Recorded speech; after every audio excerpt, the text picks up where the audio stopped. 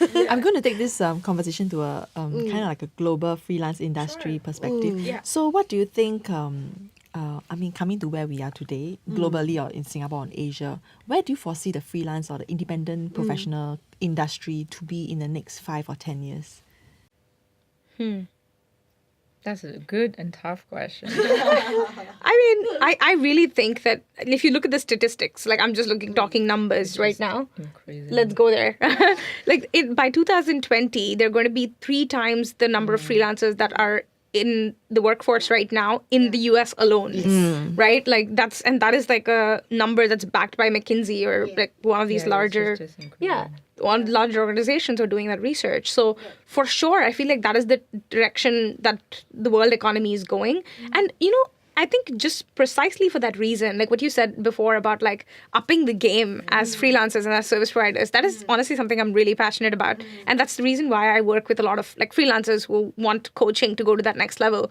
Because I really believe that if we start treating ourselves like experts or start thinking about ourselves as experts and people who have massive value to add to the world, we really can elevate the economy. Like it's not so much about gigs. Like the way I think about it, it's not about gigs at all. Like from my perspective in my business, it's not about gigs. It's not like, oh, I do a gig here and a gig there. It's really more about like, how do I show up as an expert who can add value every single day, right? Like how can I really inspire the next generation of entrepreneurs? Like that's the way I think about it. And I mean, I don't know if I'm alone in this perspective, but this is like my first business, but it's definitely not my last business. Like that's the way I think about it. Like this is not my last business. Like there are so many options. There's so many ventures I'm looking forward to starting. And I can't do that coming from a gig perspective. Like I can't just think of myself as a gig economy worker. But yeah, for sure, I know that it's going to evolve a lot because I know so many people, amazing, talented people in the US, especially in the writing space, who are doing like small projects as a side hustle, right? Like apart from their day job. And they are so incredibly talented. And maybe one day they will make the switch to doing this full time. Maybe not. But I mean, regardless of whether that happens or not, I just feel like there are so many options for how careers can evolve in the future, which is so exciting for me. I think it's just such a fascinating thing to think about. But yeah, for sure, I think the 9 to 5 kind of culture that we are so used to from from the 90s or from the early 2000s, I think that's definitely going to go through some massive changes and shifts in the next like 5 to 10 years. Yeah. So follow that bird. I really agree with the change of how people work. I mean, it's like based on result. You don't need to be here if you provide the result first. And I think in Asia this is not so common still. Still need to face here. If I can work as well, like I don't know. I know like a mother who are entrepreneur and they are with their kids until 8:30 and then they work very late. But they still deliver. So that's one thing. Also, what you were sharing about how the government in Singapore is like putting some light on the freelancer. This is very important that the government or even the client have a bit more flexible processes to work with experts. You're in a big company now. You cannot have like marketing, etc. Amazing, but they are even slower than someone like Satya who is really, really at the edge of the business. And if you want to hire someone like Satya and your process is like, I pay you 6 months after the mission is delivered, like finished. I'm like, No, not so at all. From the client perspective, from like maybe the policy perspective, and also from the service provider perspective, we're talking about like insurance. How can you can offer something like if working through a platform that bundle together several freelancers that are not in the same company, can you still offer that this large number allows a service provider, the insurance provider to provide a good price, but you're still in your own company. And a lot of other services like... Like you could do an escrow. That would be awesome. That's a business idea for you. Do an escrow. Oh my God. That would like change the game of freelancing in Singapore. Like where you mentioned that the fact that work is changing and there's a lot of event about that. So people are talking, but sometimes not implementing concretely like what does it mean?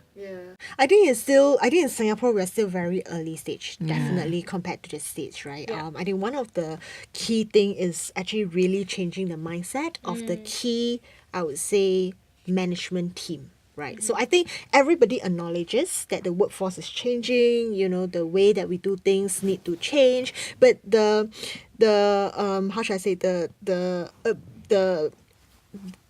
how do I say this, the determination, right, of getting it filtered down to the last person who actually implemented, whether it's your HR department, whether it's really the line manager. I think that is still something that hasn't really translated down, right? So while maybe people think that, okay, like, the top management might want to see the changes, might want to embrace a more diversity in the workforce, but then somebody along the HR line say, oh, we need to have this profile, this person need to have this degree, they have to have this line of this number of years of experience before we can bring him on her. So I think there is a need to let everyone, right, along the corporate ladder to understand this and to change together. And I think that takes that might take a while.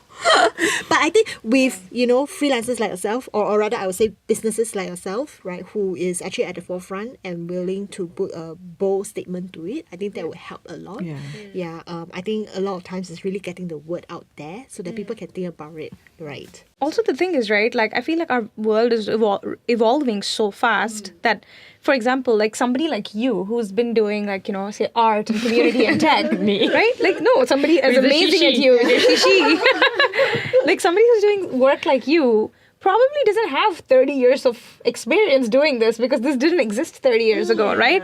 That doesn't make your work any less valid. That doesn't make your work any less awesome. It just means that you are at the forefront of this industry and you are making things which never existed before. So if you are making things that never existed before, then they're going to have to make some exceptions for you, right? Like they're going to have to accommodate you. Like they can't innovate in the old ways, right? Like that's like it's paradoxical to think that that's possible. So but that's something to think about from like a client's perspective as well. So thank you for tuning in. Another episode for the Freelance Exchange. So subscribe to iTunes and leave a review. So subscribe to our YouTube page and leave a comment because we want to hear what you think. Let us know the questions or the freelancer you want to hear from, and follow us at CreativeesAtWork on Facebook page and Instagram. So join us next time for a brand new episode of Freelance Exchange. Until now, see you. Bye.